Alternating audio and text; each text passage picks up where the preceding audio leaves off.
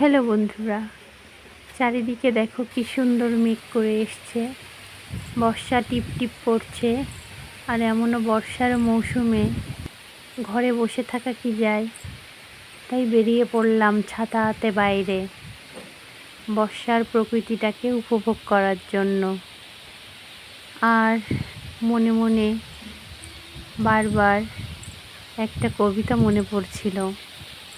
এমনও দিনে তারে বলা যায়, এমনও ঘন ঘোর বরিশায়, এমনও দিনে মন খোলা যায়, এমনও মেঘস্বরে বাদল ঝড় ঝরে, তপনহীন ঘন তমসায়, এমনও দিনে তারে বলা যায়।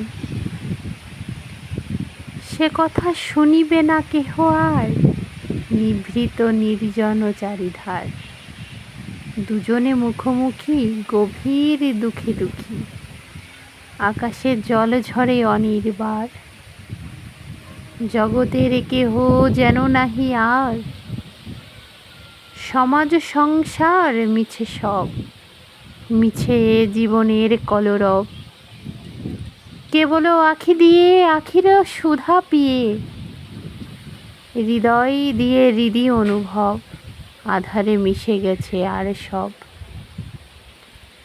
তাহাতে জগতে ক্ষতিকার, নামাতে পারি যদি মনোভার, শ্রাবণ বরিশনে একদা গৃহকোণে, দু কথা বলি যদি কাছে তার, তাহাতে আসে যাবে কি কার।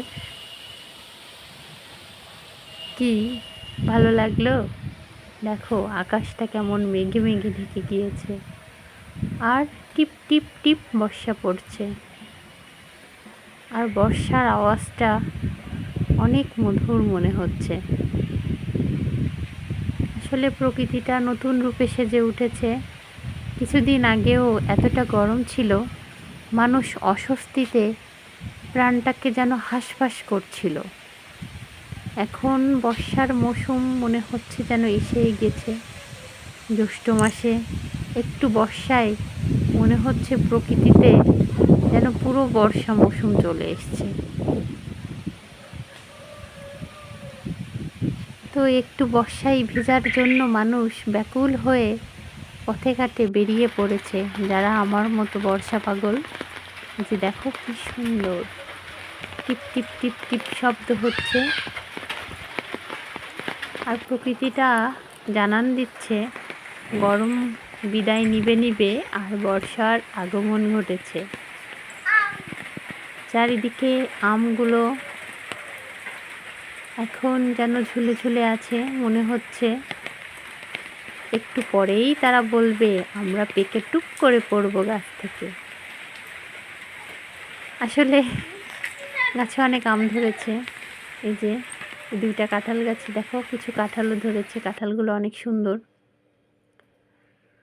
ছোট গাছে, তারপরেও প্রকৃতি কত অকৃত্রিমভাবে তার উপহারগুলো আমাদের মাঝে দিতে থাকে, সেটাই আমি দেখানোর চেষ্টা করছি।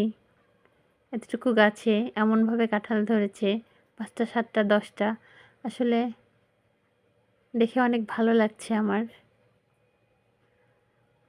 সবই প্রকৃতির দান আর গাছের উপহার। আমরা গাছটা যত্ন করে যখন লাগাবো, অবশ্যই তার পরিচর্যাও করব, তাহলে তারা না আমাদের ফল দিবে।